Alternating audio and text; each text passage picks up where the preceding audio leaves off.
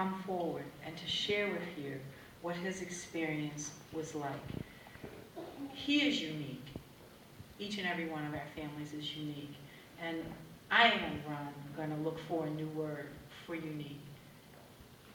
Because every one of those families touches me in some way. I don't see any of them being the same. After almost 1,000 fires, every single one is real to me, painfully real, and it matters to me. And so, although each one of them has their own individualized story, in some ways they are all the same. They need us. They need us to get back on your feet. And so we asked John Lavoy if he would come and talk with us tonight about his experience at the Red Cross House. John?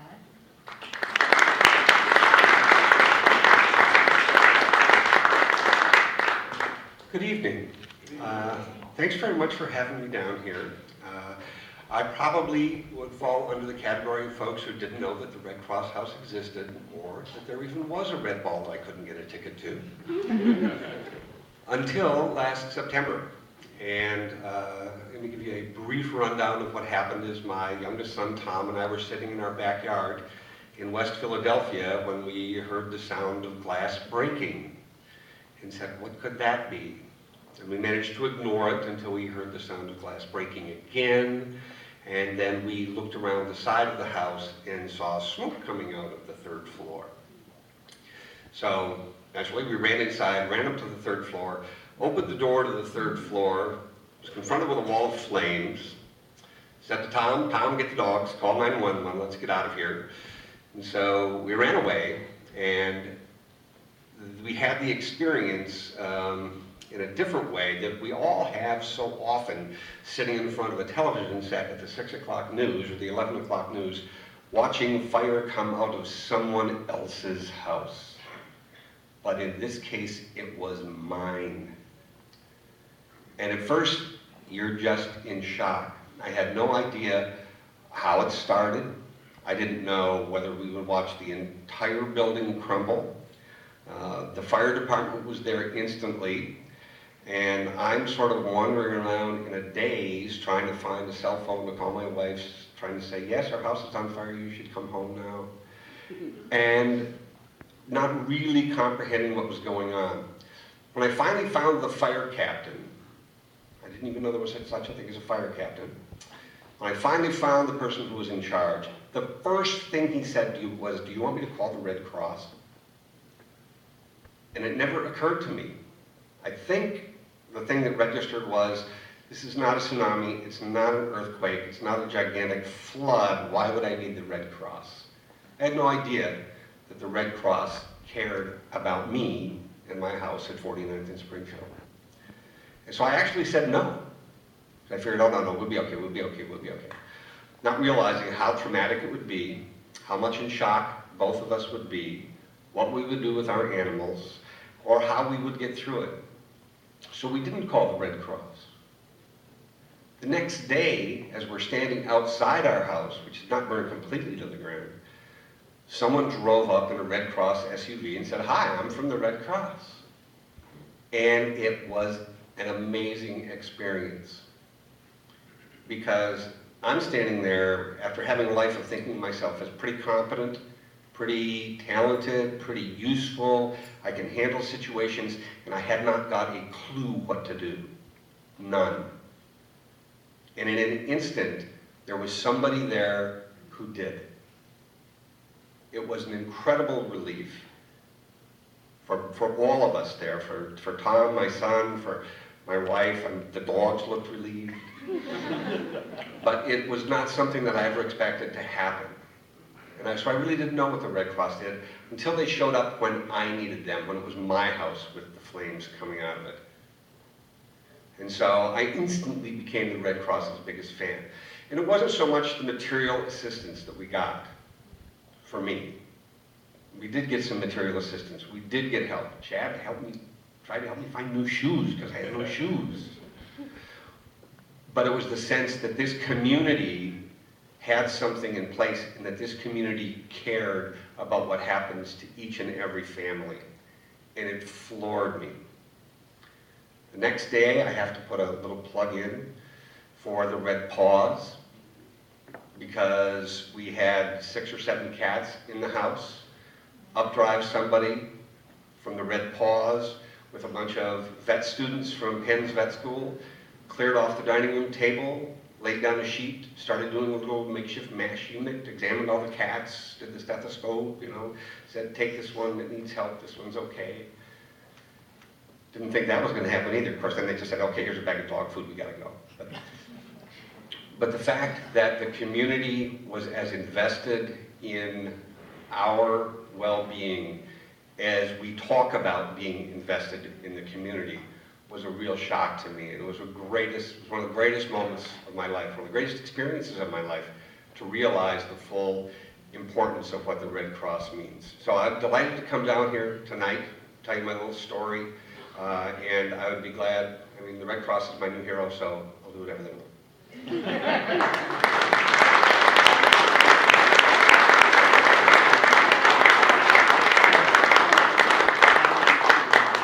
Ladies and gentlemen, that's why we get up every day. Every day. A couple of things I want you to focus on. The Red Cross is an organization that exists solely by your generosity, your time, your dollars, your creativity. That's why we exist. We don't have government contracts. I do hope somebody puts us in our will, okay? So if you haven't figured out who to leave your millions to, I don't think they've identified that guy up in Rhode Island yet with the $325 million. I hope he's a Red Cross supporter. But in all seriousness, we exist solely by the generosity of the people in the Delaware Valley. And so I thank you. I thank you for coming out tonight, for supporting the Red Ball, and I want to give you back a little something too. When you came in, we asked you to get a raffle ticket. And John, come on up. Come on up and draw a magic raffle ticket, okay? The winner of tonight's raffle gets a one-night stay in the Crown Plaza Hotel on City Line Avenue, and it includes breakfast for 2. So it could be a lovely night out. Rolled up my sleeve just for this occasion. All right. And the winner is 648154. Did you just miss it? No. Who won? You won? Okay, wait a minute, people. Okay, 648154. You won!